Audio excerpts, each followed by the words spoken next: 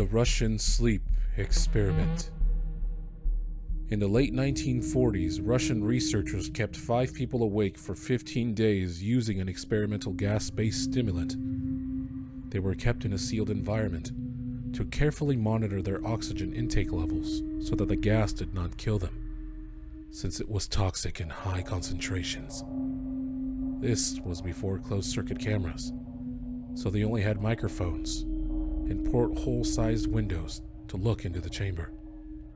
The chamber was stocked with books, cots to sleep on but no bedding, running water, a toilet. The test subjects were political prisoners, deemed enemies of the state during World War II. Everything was fine for the first 5 days. The subjects hardly complained, having been promised, falsely of course, that they would be freed if they submitted to the test and did not sleep for 30 days. Their conversations and activities were monitored, and it was noted that they continued to talk about increasingly traumatic incidents in their past, and the general tone of their conversations took on a darker aspect after the 4-day mark.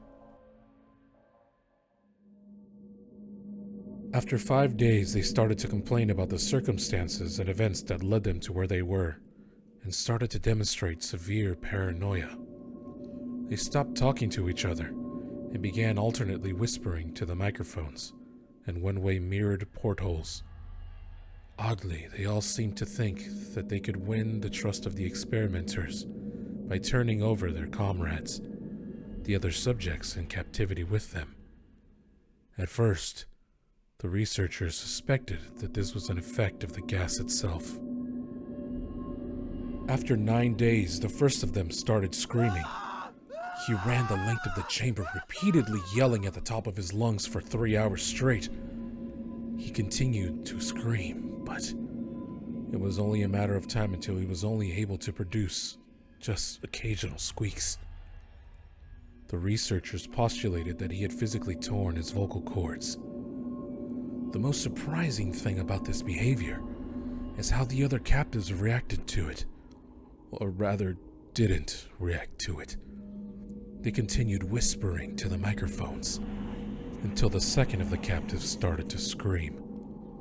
The 2 non-screaming captives took the books apart, smeared page after page with their own feces, and pasted them calmly over the glass portholes.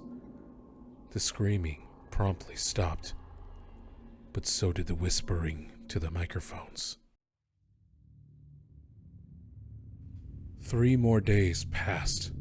The researchers checked the microphones hourly to make sure that they were working, since they thought it impossible that no sound could be coming from the 5 people inside. The oxygen consumption in the chamber indicated that all 5 must still be alive. In fact, it was the amount of oxygen 5 people would consume at a very heavy level of strenuous exercise. On the morning of the 14th day, the researchers did something that they swore they would not do, just to get a reaction from the captives. They used the intercom system inside the chambers, hoping to provoke a response from the captives that they thought were either dead or in a vegetable state. And so, they made an announcement. "We are opening the chamber to test the microphones. Step away from the door and lie flat on the floor, or you will be shot. Compliance will earn one of you your immediate freedom." To their surprise, they heard a single phrase come from the microphones. "We no longer want to be freed." Debate broke out among the researchers and the military forces funding the research. Unable to provoke any more response using the intercom, it was finally decided to open the chamber at midnight on the 15th day. The chamber was flushed of the stimulant gas and filled with fresh air, and immediately, voices from the microphones began to object. 3 different voices began begging, as if pleading for the life of loved ones to turn the gas back on. The chamber was opened and soldiers sent in to retrieve the test subjects. They began to scream louder than ever, and so did the soldiers when they saw what was inside. 4 of the 5 subjects were still alive. although no one could rightly call the state that any of them were in life. The food rations past day 5 had not even been touched. There were chunks of meat from the dead test subjects' thighs and chest stuffed into the drain in the center of the chamber, blocking the drain and allowing 4 inches of water to accumulate on the floor. Precisely how much of the water on the floor was actually blood was never determined. All 4 surviving test subjects also had large portions of muscle and skin torn away from their bodies. The destruction of flesh and exposed bone on their fingertips indicated that the wounds were inflicted by hand, not with teeth, as the researchers initially thought. Closer examination of the position and angles of the wounds indicated that most, if not all of them, were self-inflicted. The abdominal organs below the ribcage for all 4 test subjects had been removed. While the heart, lungs, and diaphragm remained in place, the skin and most of the muscle attached to the ribs had been ripped off, exposing the lungs through the ribcage. All of the blood vessels and organs remained intact. They had just been taken out and laid on the floor, fanning out around the eviscerated but still living bodies of the subjects. The digestive tract of all 4 could be seen working, digesting food. It quickly became apparent that what they were digesting was their own flesh that they had ripped off and eaten over the course of days. Most of the soldiers at the facility were Russian special operatives, but still they refused to return to the chamber to remove the test subjects. The test subjects themselves continued to scream, begging to be left in the chamber, and they also begged for the gas to be turned on, lest they fall asleep. To everyone's surprise, the test subjects put up a fierce fight in the process of being removed from the chamber. One of the Russian soldiers died from having his throat ripped out. Another was gravely injured by having his testicles ripped off and an artery in his leg severed by one of the subject's teeth. Another 5 of the soldiers lost their lives, if you count the ones that committed suicide in the weeks following the incident. Amidst the struggle, one of the 4 living subjects had his spleen ruptured and he bled out almost immediately. The medical researchers attempted to sedate him, but this proved impossible. He was injected with more than 10 times the human dose of morphine, and still he fought like a cornered animal, breaking the ribs and one arm of one of the doctors. Even after bleeding out, the subject's heart would still be beating for 2 full minutes, to the point where there was more air in his vascular system than blood. And even then, he still continued to scream and fight for another 3 minutes, struggling to attack anyone in his reach, and he just repeated the word, more, over and over, weaker and weaker, until he finally fell silent. The surviving 3 test subjects were heavily restrained and moved to a medical facility. The 2 with intact vocal cords continuously begging for the gas, demanding to be kept awake. The most injured of the 3 subjects was taken to the only surgical operating room in the facility. In the process of preparing the subject, it was found that he was effectively immune to the sedative that they had given him to prepare him for the surgery. He fought furiously against his restraints when the anesthetic gas was brought out to put him under. He managed to tear most of the way through a 4-inch white leather strap on one wrist, even though he was being held down by a 200-pound soldier.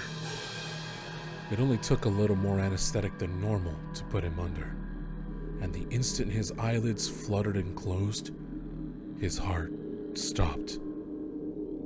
In the autopsy of the test subject that died on the operating table, it was found that his blood had triple the amount of oxygen that a normal person would have. His muscles that were still attached to his skeleton were badly torn, and he had broken 9 bones in his struggle to not be subdued. Most of those injuries were sustained from his own strength. It was too much for his bones. The second survivor had been the first of the group of 5 to start screaming. His vocal cords destroyed, he was unable to beg or object to surgery, and he only reacted by shaking his head violently in disapproval when the anesthetic gas was brought out. He shook his head yes when someone suggested, reluctantly, that they try the surgery without anesthetic, and did not react for the entire 6-hour procedure of replacing his abdominal organs and attempting to cover them with what remained of his skin. The residing surgeon said that it should have been medically impossible for the patient to still be alive. One terrified nurse assisting the surgery stated that she had seen the patient's mouth curl into a smile several times whenever their eyes met. When the surgery ended, the subject looked at the surgeon and began to wheeze loudly, attempting to talk while struggling. Assuming this must be something of drastic importance, the surgeon had a pen and pad fetched so the patient could write his message. It was simple. Keep cutting. The other 2 test subjects were given the same surgery, both without anesthetics, although they had to be injected with a paralytic for the duration of the operation. The surgeon found it impossible to perform the operation, while the patients laughed continuously. Once paralyzed, the subjects could only follow the attending researchers with their eyes. The paralytic cleared their system in an abnormally short period of time, and they were soon trying to escape their bonds. The moment they could speak again, they were at it again, asking for the stimulant gas, over and over. The researchers tried asking why they had injured themselves, why they had ripped out their own guts, and why they wanted to be given the gas again. The only response they were given was, "I must remain awake." All 3 subjects' restraints were reinforced and they were placed back into the chamber, awaiting determination as to what should be done with them. The researchers, facing the wrath of their military benefactors for having failed the stated goals of their project, considered euthanizing the surviving subjects. The commanding officer, an ex-KGB, instead saw potential and wanted to see what would happen if they were put back on the gas. The researchers strongly objected, but were overruled. In preparation for being sealed in the chamber again, the subjects were connected to an EEG monitor and had their restraints padded for long-term confinement. To everyone's surprise, all 3 stopped struggling the moment it was let slip that they were going back on the gas. It was obvious that at this point, all 3 were putting up a great struggle to stay awake. One of the subjects that could speak was humming loudly and continuously. The mute subject was straining his legs against the leather bonds with all his might, first left, then right, then left again for something to focus on. The remaining subject was holding his head off his pillow and blinking rapidly. Having been the first to be wired for EEG, most of the researchers were monitoring his brain waves in surprise. They were normal most of the time, but sometimes flatlined inexplicably. It looked as if he were repeatedly suffering brain death before returning to normal. As they focused on paper scrolling out of the brainwave monitor, only one nurse saw his eyes slip shut at the same moment his head hit the pillow. His brainwaves immediately changed to that of deep sleep, then flatlined for the last time as his heart simultaneously stopped. The only remaining subject that could speak started screaming to be sealed in now. His brainwaves showed the same flat lines as the one who had just died from falling asleep. The commander gave the order to seal the chamber with both subjects inside, as well as 3 researchers. One of the named 3 immediately drew his gun and shot the commander point blank between the eyes, then turned the gun on the mute subject and blew his brains out as well. He pointed his gun at the remaining subject, still restrained to a bed as the remaining members of the medical and research team fled the room. "I will not be locked in here with these things. Not with you," he said, obviously frightened. "What are you?" he demanded. "I must know." The subject smiled and replied, Have you forgotten so easily? The subject asked. We are you. We are the madness that lurks within you all, begging to be freed at every moment in your deepest animal mind. We are what you hide from in your beds every night. We are what you sedate into silence and paralysis when you go to the nocturnal haven where we cannot tread. The researcher paused, then aimed at the subject's heart and fired. The EEG flatlined as the subject weakly choked out. So,